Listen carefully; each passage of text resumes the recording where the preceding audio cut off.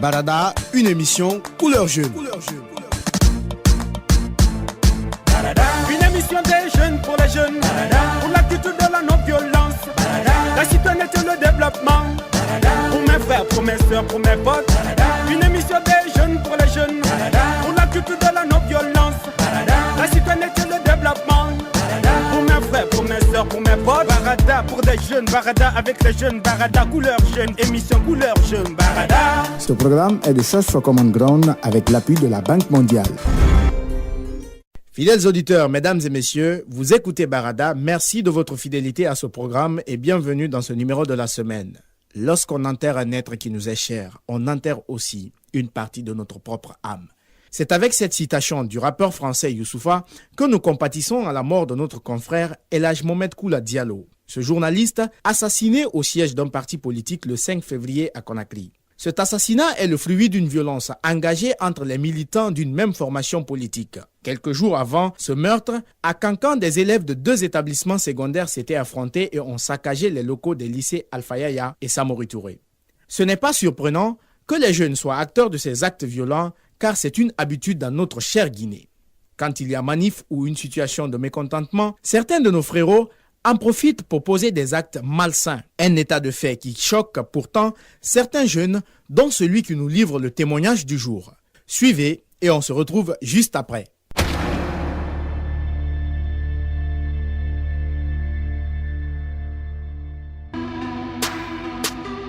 Salut, moi c'est Camara. Écoutez les potes, moi je suis aujourd'hui très attristé de voir un de nous décédé suite à des violences faites par les jeunes. Nous jeunes aujourd'hui, nous devenons de plus en plus violents et quand il y a manif, c'est nous qui prenons des cailloux, qui lançons quand il y a manif, c'est nous qui avons toujours des machettes. J'ai vu un jour dans un parti politique dont je ne vais pas citer le nom, des jeunes qui avaient des machettes, des cocos. Ce jour-là, j'ai très peur. Les jeunes qui sont, franchement, c'est comme s'ils avaient bu de la beuh, quoi, de la drogue, du ganja, je sais pas moi. Ils sont là, ils disent qu'ils sont prêts, d'accord, à en finir avec les forces de l'ordre. Quand on a commencé à parler pour les apaiser, ils nous ont dit systématiquement d'arrêter, sinon ils vont se mettre tout de suite contre nous. Donc franchement, je suis dessus, très dessus, parce que ce jour-là, il est parti. Ce qui lui est arrivé là, ça pouvait m'arriver, moi qui parle aujourd'hui. Ça pouvait vous arriver, vous qui m'écoutez. Ça pouvait arriver à n'importe qui d'entre nous. Amis jeunes, fidèles auditeurs, c'est une triste réalité que la jeunesse de Guinée a vécue ces dernières journées à Conakry. À présent, place à la deuxième rubrique de cette émission. Cette semaine, nous avons comme invités Alpha Saliou Barry et Alimou Diallo. Ils sont tous les deux étudiants en licence 4 à l'Institut supérieur de l'information et de la communication, Isik de Kountia. L'un fait la communication et l'autre le journalisme. Suivez plutôt.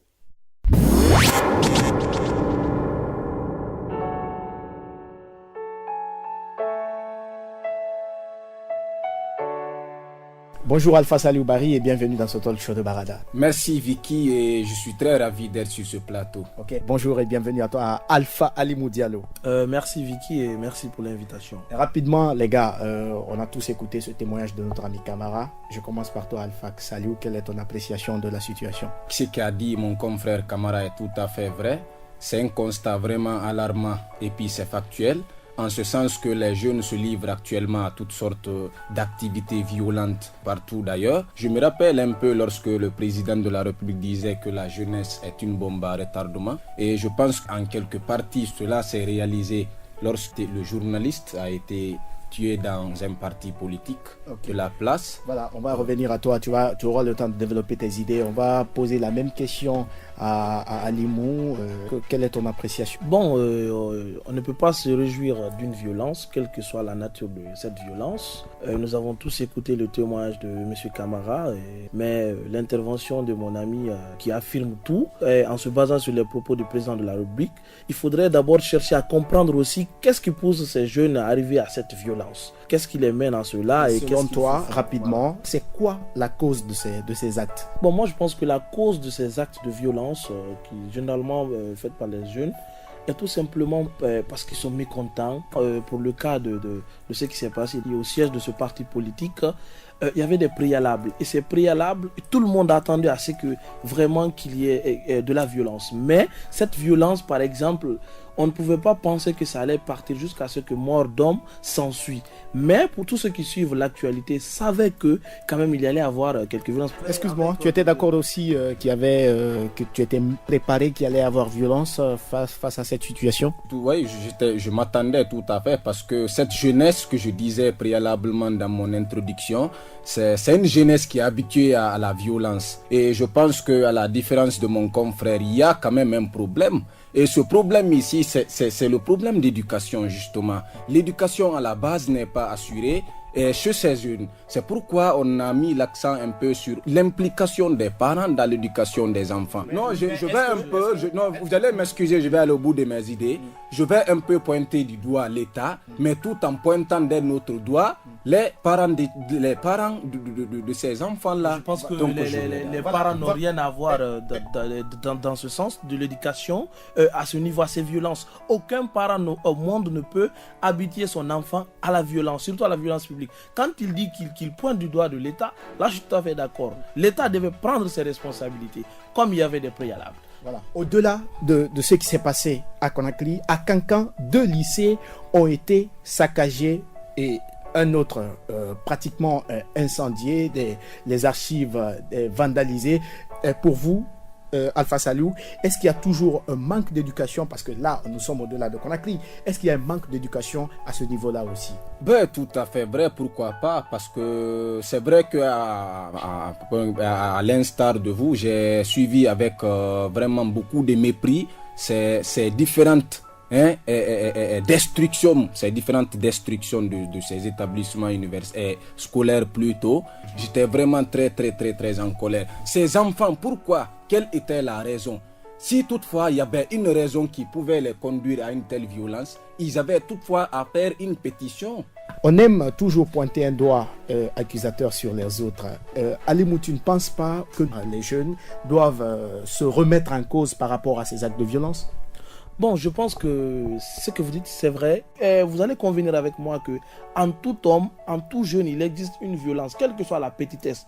Maintenant, c'est l'aggravement de cette violence qui fait que ça dégénère. Quand il y a des préalables, quand il y a des manquements, il faut savoir gérer les choses avant que les choses ne s'empirent. Vous avez parlé des 2 lycées qui ont été brûlés, tout est parti en feu.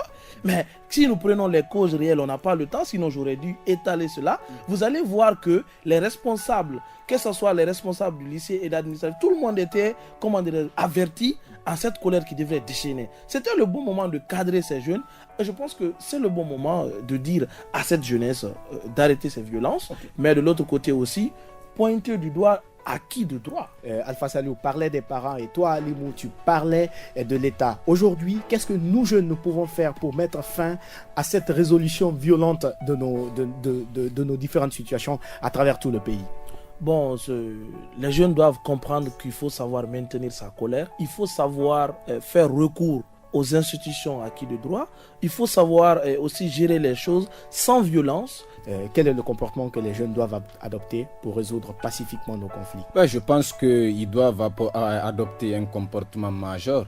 Encore une fois, il faudrait que la sensibilisation soit à la base. Oui, mais quand tu parles de sensibilisation, parce que c'est ce que nous utilisons le plus souvent, quand tu dis sensibilisation, on a vu tellement de sensibilisation. À quoi tu veux faire exactement allusion? Je veux faire allusion toujours à l'éducation. Les parents ici doivent retenir les enfants à la maison. Lorsqu'un père responsable dit à son enfant, bon, aujourd'hui tu ne sors pas à la maison parce que si tu vas sortir, tu vas aller faire une violence de l'autre côté. Lorsque ton parent te dit ça, si toutefois tu as reçu une éducation de base convenable, tu pourras respecter cela. Et à ton tour, tu pourras sensibiliser tes amis. Donc c'est pourquoi je disais tantôt, l'État a beau faire dans la sensibilisation, mais il faut que nous prenions le problème à la base, dans les familles. C'est pourquoi on dit que chaque enfant est ambassadeur de sa famille, chose que mon confrère va essayer d'accepter. Merci Alpha Saliou Barry de passer dans ce talk show, ça a été un plaisir de te rencontrer. Et merci également à Alpha Alimou et Diallo. J'ai reçu 2 Alpha aujourd'hui dans ce talk show, les gars, vraiment merci. Dernier virage de ce magazine aux couleurs des ados. Monsieur Sako Abdoul, coordinateur du réseau de convergence des jeunes leaders pour la paix et la démocratie, est notre expert du jour. Avec lui, nous allons d'abord analyser le sujet du jour, ensuite déterminer les causes des violences chez les jeunes et enfin proposer quelques pistes de solutions pour éviter des comportements violents chez les jeunes? Suivez cet entretien avec notre expert.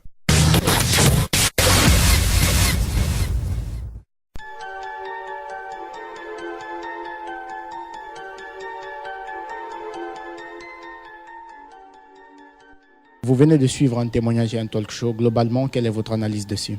Et à analyser les interventions que nous écoutons, parallèlement avec le cours des événements que nous avons tous vécus, les événements qui sont très déplorables. Et notons que de l'analyse, on peut noter l'émotion, la passion et le désespoir qui guide souvent les gens dans les manifestations en lieu et place de la raison, chose qui fait que le cours des événements souvent se solde par des événements que les auteurs même y regrettent après. Dans le talk show, la deuxième rubrique de l'émission, l'un des jeunes disait, notamment Alpha Saliou Bari, pour lui, le manque d'éducation des jeunes est à la base de ces types de violences. Et l'autre, Alpha Alimou Diallo, pensait que l'État n'a pas pris ses responsabilités. C'est pourquoi nous assistons toujours à des scènes pareilles un peu partout dans le pays. Est-ce que vous partagez ces points de vue? Merci beaucoup. Je vais vous dire déjà, les deux interventions ne sont pas contradictoires, mais les deux interventions se complètent. D'un côté, je parlais d'émotion et de passion. Parce qu'il faut noter que le cadre de l'exercice politique aujourd'hui, la conquête et la gestion du pouvoir en Guinée n'est pas basé, s'il faut, sur des idéologies, n'est pas basé sur des projets de société, mais c'est focalisé, s'il faut, par une sorte de médiocrité cultivée par les acteurs qui animent la vie politique. Ça fait qu'ils n'éduquent pas politiquement les militants, ils cherchent simplement à haranguer les militants, ils cherchent simplement, s'il faut, à galvaniser les militants autour de leur idéal. C'est ce qui fait que vous trouverez que parfois l'événement se retourne contre eux-mêmes. C'est là où on parle d'émotion et de passion. De l'autre côté, le désespoir, il faut noter que le désespoir, par quoi?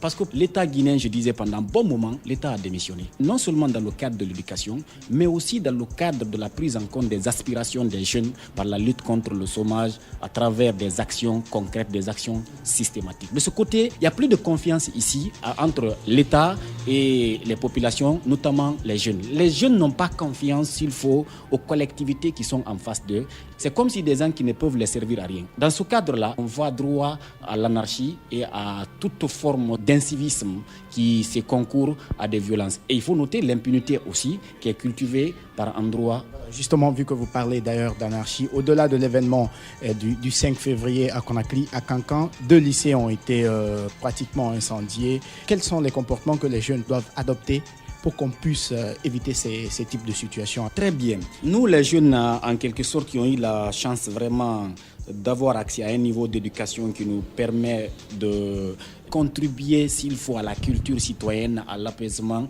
Nous avons un devoir aujourd'hui qui se trouve être capital, qui veut vraiment qu'on ramène, s'il faut, nos pères jeunes. Donc, je veux parler en tant que jeune. Donc, les jeunes doivent quitter le cadre émotionnel. Les jeunes doivent quitter le cadre passionnel. Il faut que nous quittions la passion, que nous soyons guidés par la raison, que nous chassons aujourd'hui à El Adaz qui dit qu'on ne coupe pas une tête de jeunesse pour remplacer par une tête de sagesse. En cela, nous les jeunes, nous devrons faire aussi notre mea culpa. C'est pas parce que nos aînés ont démissionné, c'est pas parce que nos aînés n'ont pas joué leur rôle que nous allons, s'il faut, continuer à être le combustible qui alimente leur ambition, s'il faut, leur centre d'intérêt égoïste. Merci, M. Sako. Merci beaucoup.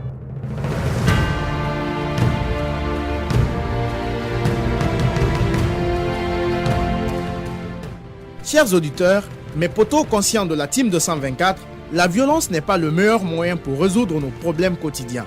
Lorsque nous faisons la rétrospective des événements de 2007 à nos jours, c'est nous jeunes qui sommes les premières victimes de nos actes parfois peu catholiques. Hier, ils étaient nombreux, nos potes qui sont morts dans les manifestations de rue et les campagnes électorales qui ont dégénéré.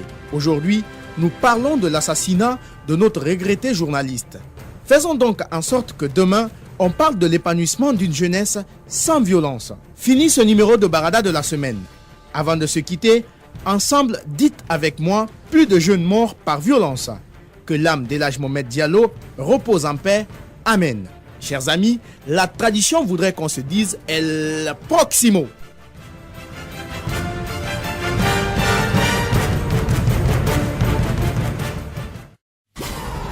Vous voulez réagir à cette émission? Envoyez-nous un SMS au 622 31 39 81 ou appelez-nous au 622 05 05 33.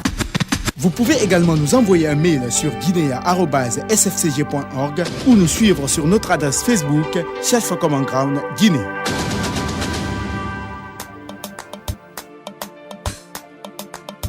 Barada, une émission couleur jeune. Une émission des jeunes pour les jeunes, pour la culture de la non-violence, la citoyenneté et le développement, pour mes frères, pour mes soeurs, pour mes potes. Une émission des jeunes pour les jeunes, pour la culture de la non-violence, la citoyenneté et le développement, pour mes frères, pour mes soeurs, pour mes potes. Barada pour des jeunes, Barada avec les jeunes, Barada couleur jeune, émission couleur jeune, Barada. Ce programme est de Search for Common Ground avec l'appui de la Banque mondiale.